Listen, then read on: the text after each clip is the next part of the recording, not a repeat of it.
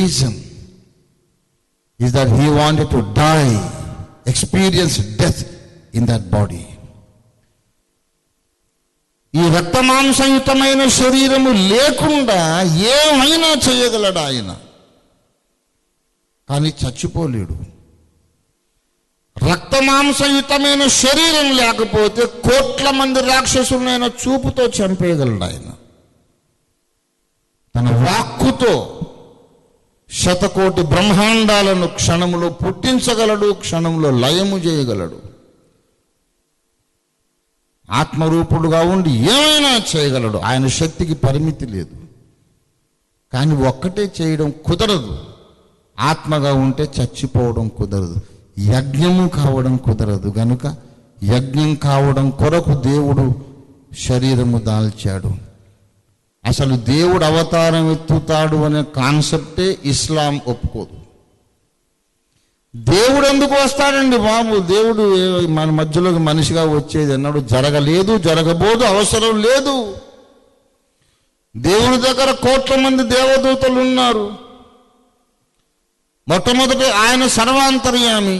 ఆయన హస్తము చాపి విశ్వంలో ఏ మూలనైనా ఏ పనైనా చేయగలడు. ఒక సందేశం పంపాలంటే దేవదూతను పంపుతాడు. ఆయన ఎందుకు మనిషిగా వస్తాడు? ఎందుకు రావాలి? ఎప్పుడు జరగదు. ఇది ఇస్లాం వాదన. కాదు, దేవుడు అవతారం ఎత్తడం వాస్తవమే. వచ్చాడు భూమి మీదకి అవతారం ఎత్తి, మానవుల మధ్య మనిషి ఆకారంలో సంచరించాడు అనేది హైందవం చెప్పే ధర్మము, వాస్తవం. అవును, దేవుడు వస్తాడు అనేది మేము ఒప్పుకుంటున్నాం. కానీ ఎందుకు వస్తాడు? ఎందుకు వచ్చాడు? ఎందుకు శరీరం దాల్చాడు? మామూలుగా అయ్యో నా కుమారుడు పడిపోయి నూతిలోని పరిగెత్తొచ్చినట్టు ఆత్మరూపిగానే రావచ్చుగా. Why this body of flesh and blood? Something which he cannot do as a spirit, he wanted to do in the body. That is experiencing death. ఆత్మగా చేయడం కుదరని పని చేయటం ఆయన ఉద్దేశం. ఆ పని ఏమిటంటే యజ్ఞము, యజ్ఞము, యజ్ఞం. ఆయన మన కొరకు తన ప్రాణమును ధారపోసెను, తన రక్తమును ధారపోసెను. ఇలాగూ పరమాత్ముడు వస్తాడని, మానవ జాతి కొరకు యజ్ఞంగా మరణించి లేస్తాడని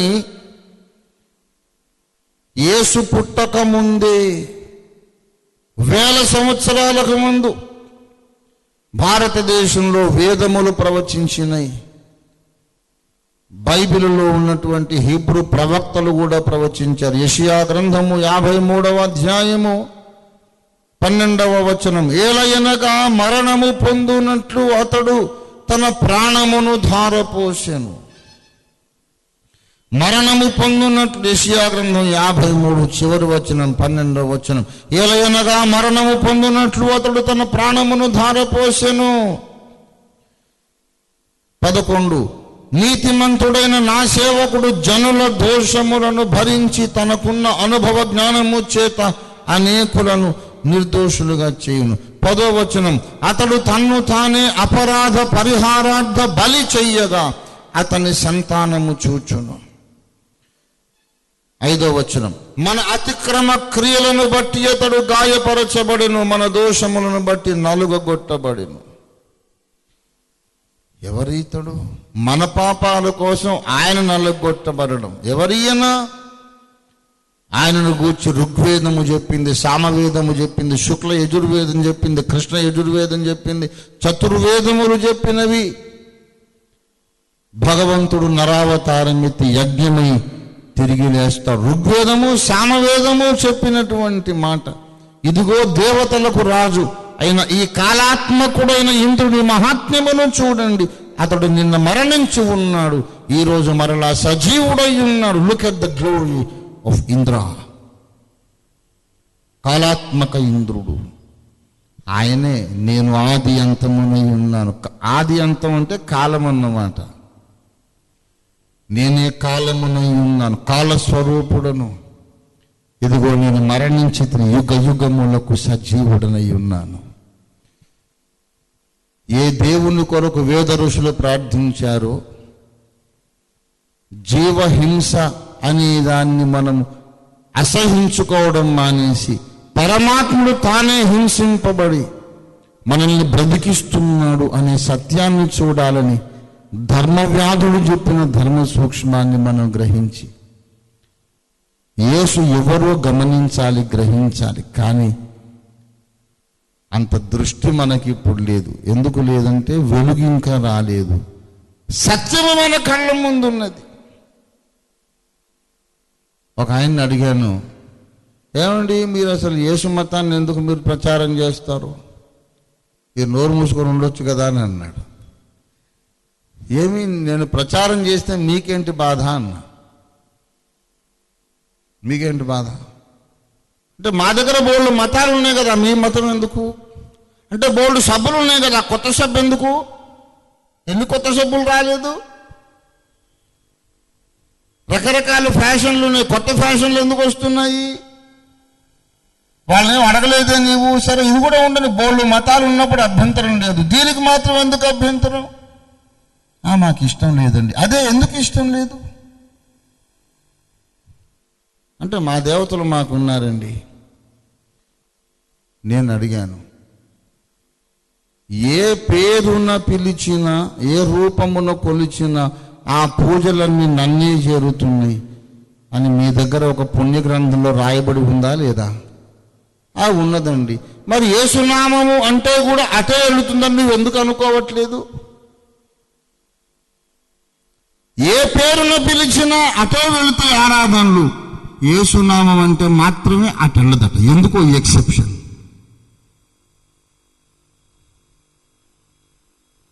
Jesus belongs to a different category.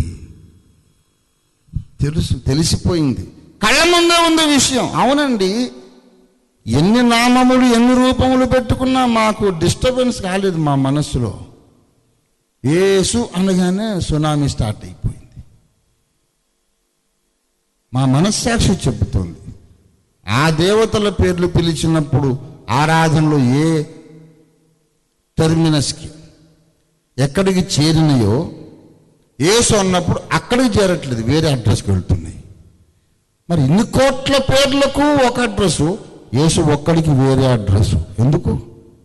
దేవుడు నివసించే పరిశుద్ధ స్థలమునకు చేర్చే మార్గము, సత్యము, జీవము, వెలుగు యేసు. దేవుని స్తోత్రం కలుగును గాక. హల్లెలూయా. ఇంత ప్రస్ఫుటంగా మన కళ్ళ ముందే సత్యం కనపడుతుంది, అయినా సరే చూడరు. ఎందుకంటే వెలుగు లేదు. తమసోమ జ్యోతిర్గమయా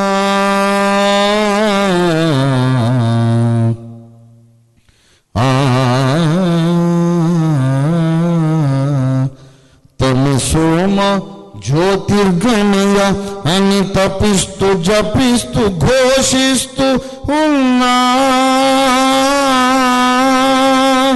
అసతోమ సద్గమయాయని అనాది నుండి నినాదమిస్తూ వస్తున్నా.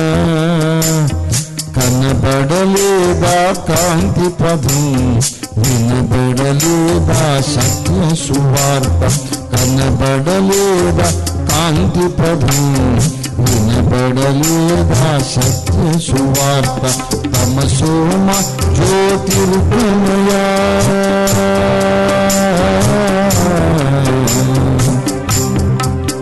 నేనే లోకానికి వెలుగై ఉన్నానని,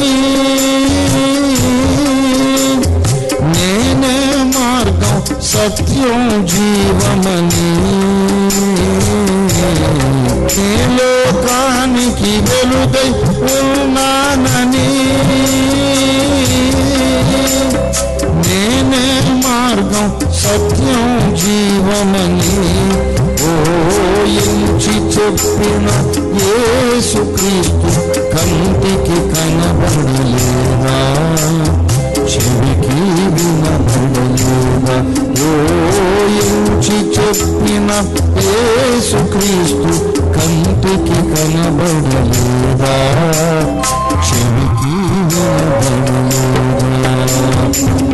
సోమ జ్యోతిర్గమయ అని తప్పిస్తూ సత్యం అనేది మన కళ్ళ ముందే ఉంది. ఈ విషయాన్ని కూడా యాస్క మహర్షి చెప్పాడు. వేదాలకు మొట్టమొదట భాష్యం చెప్పిన వాడు యాస్కుడు. అది సంస్కృతంలో ఉంది. తర్వాత మొట్టమొదట తెలుగులో భాష్యం చెప్పిన వాడు సాయణాచార్యుడు, విద్యారణ్య స్వామి శిష్యుడు, విజయనగర సామ్రాజ్య ఆస్థాన పండితుడు సాయణాచార్యుడు. అచ్చ తెలుగులో ఆంధ్రానువాదం చేసిన వాడు శ్రీమాన్ దాశరథి రంగాచార్యులు వారు. యాస్క మహర్షి చెప్పిన మాట క్రీస్తుకు పూర్వం 1000 ఏళ్ళున్నాడు. ఏం చెప్పారు తెలుసా? ఒక వస్తువు మన కళ్ళ ముందు ఉన్నది, కానీ అంధుడు దాన్ని చూడలేడు. అది ఆ వస్తువు దోషం కాదు, చూడలేని వాడి యొక్క బలహీనత. అట్లే మానవ సమాజము ఎదుట సత్యం ఉన్నది, కానీ చూడగలిగే కన్నులు మానవ సమాజానికి లేవు. అజ్ఞానమనే మంచు చేత కప్పబడ్డారు. యాస్క ఋషి చెప్పిన మాట ఇది. కళ్ళ ముందే కనపడుతూ ఉంది. దేవుని బిడ్డలారా, నా జీవితం అంతా ఇందులోనే గడిచిపోయింది. ఇప్పుడు 50 సంవత్సరాల పరిశోధన ఫలితం నేను మాట్లాడుతున్నా. 6 సంవత్సరాలు ఇప్పుడు రామాయణం చదివాను. ఇప్పుడు నాకు 57 జన్మదినం జరిగిపోయింది మొన్న. అంటే 50 ఏళ్ళు. ఏ పండితుడు నా ప్రశ్నకు సమాధానం చెప్పలేకపోయాడు. అన్నీ తెలుసు, కళ్ళ ముందే ఉంది, కానీ ఒప్పుకోవడానికి ఇష్టం లేదు. ఈ దినాన ఇంకా ఎక్కువ విస్తరించి మాట్లాడను. ఒక సందర్భంలో నేనే వాక్యం చెబుతున్నా. నల్గొండ జిల్లాలో ఏ భేదం ప్రార్థన చేశాడు. నువ్వు చెప్పిన హిమాలయాల్లో యోగి పుంగవులు ఎవరన్నా వశిష్ఠుడి కంటే గొప్పోళ్ళు ఉన్నారా?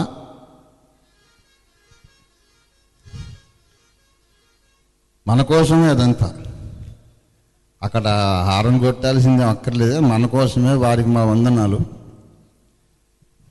వశిష్ఠుడి కంటే గొప్పోళ్ళు ఉన్నారు ఎవరైనా అంటే లేరన్నాడు. మరి వశిష్ఠుడేనే పాపినని చెప్పుకున్నాడు.